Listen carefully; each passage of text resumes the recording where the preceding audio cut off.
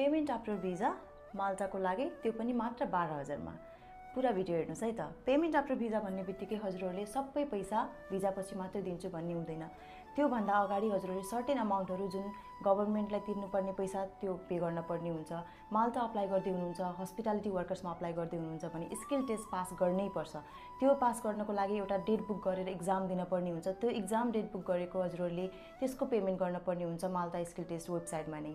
यसरी नै सर्टेन अमाउन्टहरु हजुरहरूले अगाडि पे गर्न पर्ने, जस्तै बीएफएस को लागि, वर्क परमिटको लागि र स्किल टेस्टको लागि।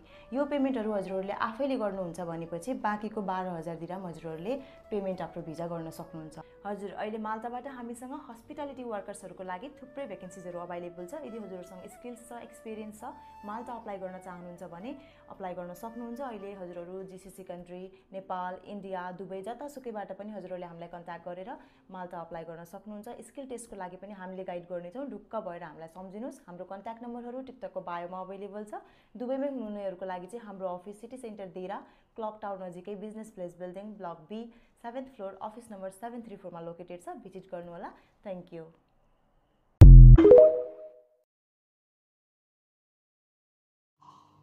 उहाँ दिदीको कुरा सुन्दा त यसो ठिकै हो हैन। कुरा त उहाँले जुन पहिला सुरुमा गर्नुभएको कुरा ठिकै हो, तर जुन उहाँले भन्नुभएको छ स्किल पासहरु हैन, अरु कुराहरु स्किल पास गर्ने आफैले हैन, त्यसपछि तपाईको वर्क परमिटको लागि आफैले बुझाउने भनेपछि हैन, अनि त्यसपछि तपाईको बीएफएस को लागि आफैले बुझाउने भन्दाखेरि टोटल खर्च कति आउँछ तपाईको? बीएफएस मा आउँछ 250 युरो, स्किल पास मा आउँछ स्किल पास को लागि आउँछ 475 युरो, अनि प्लस तपाईको वर्क परमिटले आउँछ 300 युरो। त्यो सबै कुरा तपाईले आफैले बुझाइसकेपछि र तपाईले ट्राभल इन्स्योरेन्स आउँछ तपाईको